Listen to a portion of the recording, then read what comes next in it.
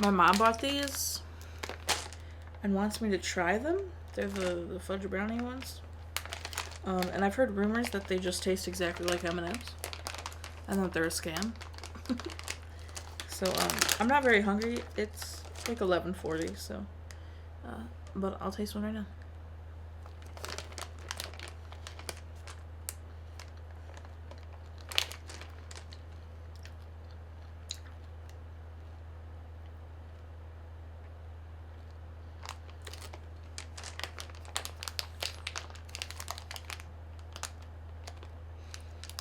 No.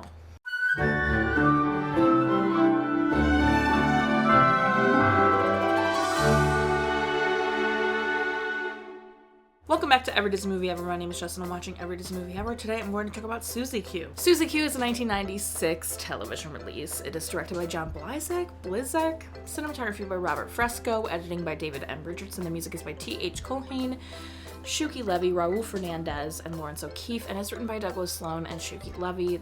Blizek is best known for Tyrannosaurus Azteca, First and 10, Mighty Morphin Power Rangers, and VR Troopers. Robert Fresco is best known for Firebird 2015 AD, Musicians in Exile, Prom Night, and Winter Kept Us Warm. David M. Richardson is best known for In the Name of the King, A Dungeon Siege Tale, Push, Drug War, and Eye in the Sky. T.H. Culhane is best known for this and Stealth, and this is Raul Fernandez's only credit. Shuki Levy is best known for a bunch of Power Rangers stuff, Chappie, and Beetleborgs. Lawrence O'Keefe is best known for Legally Blonde the Musical, the 63rd Annual Tony Awards, The Wonderful World of Disney, and has written music for Thomas Sanders, who is an internet personality that I have followed since Vine, so that was very crazy to see his name in their credits. Douglas Sloan is best known for a ton of different Power Rangers credits. The film stars Amy Jo Johnson, Justin Whalen, Andrea Libman, and Shelley Long. Amy Jo Johnson plays Susie Q and is best known for Tammy's Always Wailing, Mighty Morphin Power Rangers, Felicity, and Flashpoint. Andrea Libman plays Terry, and she's best known for Everything My Little Pony. I think her main voice is Fluttershy. And Justin Whalen and Shelley Long play Zach and Penny respectively, and I've covered them in previous videos. They will list in the link in the description. The film originally aired on Super RTL, which I think is a channel in Canada, and then aired on the Disney Channel, hence why it is on this list.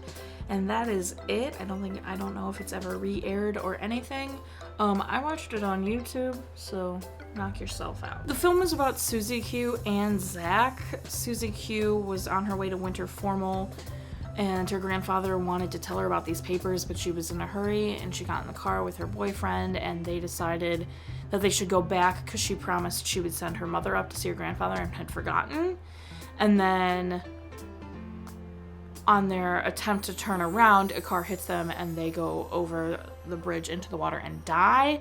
And then it's 40 years later, and Zach and his family have moved into the house that Susie Q's parents used to live in, and Zach's father has passed away, and he's the only one that can see Susie Q, who is a ghost now because she has unfinished business, which is finding those papers and getting her parents to own like half of the town, basically.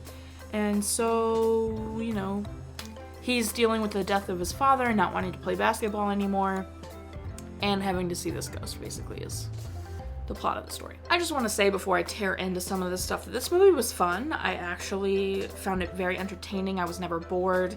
I watched from beginning to end without any issue. I didn't have to, you know, stop and be like, oh my gosh, I can't get through this, and like take a break.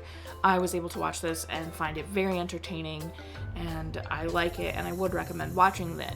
All of that being said, I'm going to tear into it a little bit because it's kind of a pet peeve of mine, which I didn't even realize was a pet peeve in movies until I was watching this, and it's when a person realizes that they are the only one that can see this ghost or person or whatever it is in any circumstance in a movie, you know, like when they're the only one that can see that thing or person or whatever, and then they proceed to have conversations with that person or thing or spirit or whatever in public, and when the other thing is also intelligent and understands that that person is the only one that can see them, they like facilitate it.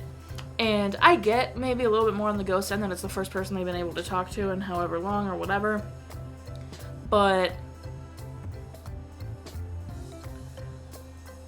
it drives me, like, I don't know why it makes me so, like, kind of, you know, annoyed when the character continues to basically embarrass themselves by talking to this person in public when they could talk in private. It's so easy to find somewhere private to communicate. I get it's hard to, like, concentrate when someone's talking at you and everything, but if you come up with an agreement like, hey, you can't talk to me in public like that unless it's, like, an emergency. It's a giant pet peeve of mine, actually. And I don't know why it's a pet peeve of mine. I didn't realize it until I was watching this, and I was really annoyed that he was, like, hugging her in public, so then he looks like a freaking psycho. Like, I don't, it just, they're obviously all intelligent. Susie Q knew he was the only one that could see her and was apologetic anytime, like, you know, so it's just like, the cop was corrupt, which is, you know, accurate. Anyway, the film ends with Zach and Susie Q kissing, which I was very against.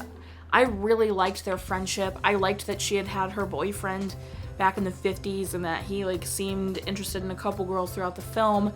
I, like, you know, I didn't need them to, like, have, like, that cute little moment and then smooch right at the end.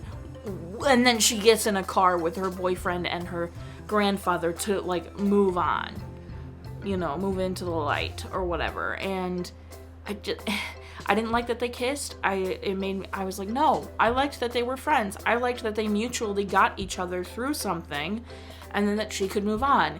And then she's, like, reincarnate and moves to the school and is a girl named Maggie, and the ending is him meeting her, seeing her, and being like, yo, that's Susie Q. And she's like, I'm Maggie, I'm new here.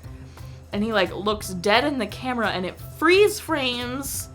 And, ooh, like, it was such an entertaining movie. I had a good time. Him and his sister, Terry, were great. I loved their relationship. I thought Terry was awesome. I loved the little adventure they went on to, like, solve all the problems. But, the freeze frame end about meeting Maggie. Yikes, I did not like that. That's everything I have for Susie Q. I definitely recommend you guys watch it. It's not the best made movie of all time, obviously, it's a television release, but it was very entertaining. I had a great time. My final rating is 6 will and testaments out of 10. Our total movie count is, our parent death toll is, cry count is still the same. If you want to keep up with what movie I'm watching when, follow me on Instagram or Twitter. You'll find out what movie I'm watching when. I put up videos every Monday and Friday and sometimes Wednesday. Join my Patreon. All tiers have access to Patreon requests now, so go on over there and request the movies.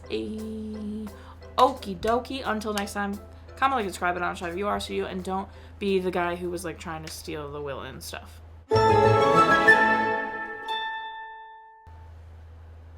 Those brownie M&Ms were disgusting. Toodles. I can't find the button.